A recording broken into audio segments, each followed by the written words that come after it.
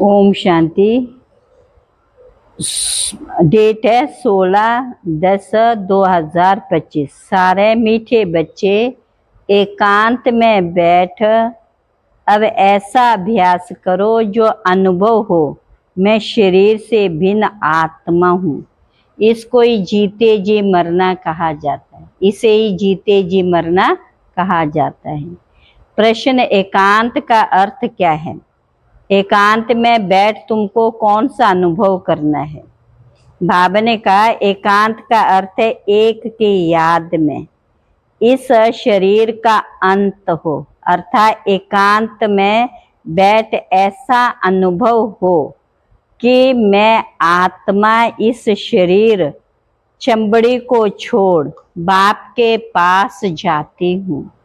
कोई भी याद ना रहे, बैठे बैठे अशरीरी हो जाओ।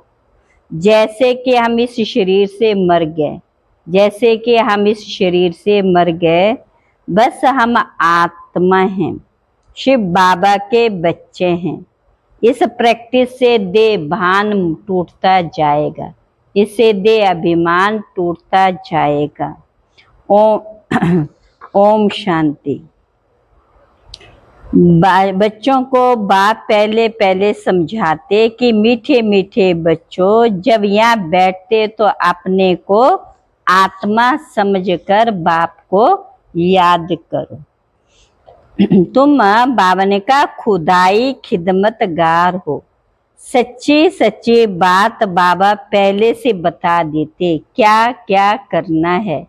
ऐसे चित्र ले जाने पड़ेंगे, सीढ़ी का भी ले जाना पड़े। ड्रामानुसार स्थापना तो होनी ही है। बाबा सर्विस के लिए जो डायरेक्शन देते उस पर ध्यान देना।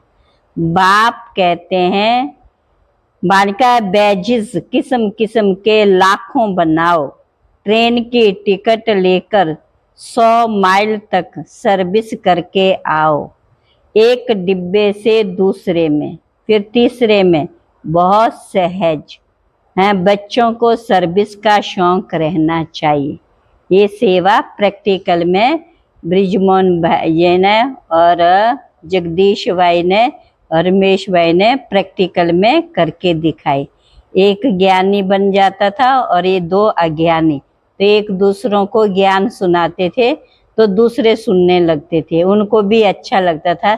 फिर वो अपने डब्बे में बुलाते थे, फिर वहां पर तो ऐसे करते करते कई डब्बों में जा करके ज्ञान सुना करके बाबा के घर जाते थे और वापिस में भी ऐसे ही करते थे। अच्छा, मीठे मीठे सिकिला बच्चों प्रति माता पिता बाप दादा का याद प्यार गुड मॉर्निंग।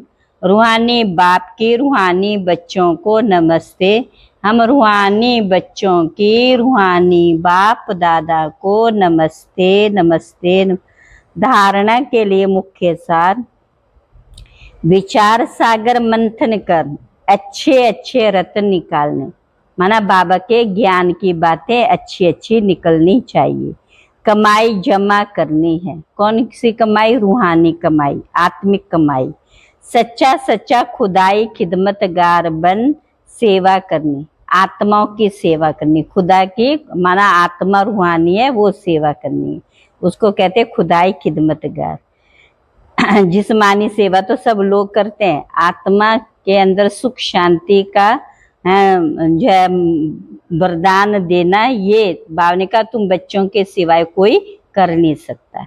दूसरी पॉइंट है पढ़ाई का बहुत शौक रखना है। जब भी समय मिले एकांत में चले जाना है। ऐसा अभ्यास हो जो जीते जी इस शरीर से मरे हुए, माना शरीर की परवाह ना करे। इस स्टेज का अनुभव होता रहे, देह का भानी भूल जाए, आत्मा की स्मृति के सिवाय कुछ याद ना रहे। वरदान है अपने मूल संस्कार के परिवर्तन द्वारा, संस्कारों के परिवर्तन द्वारा विश्व परिवर्तन करने वाले उदाहरण स्वरूप भव, उदाहरण स्वरूप भव।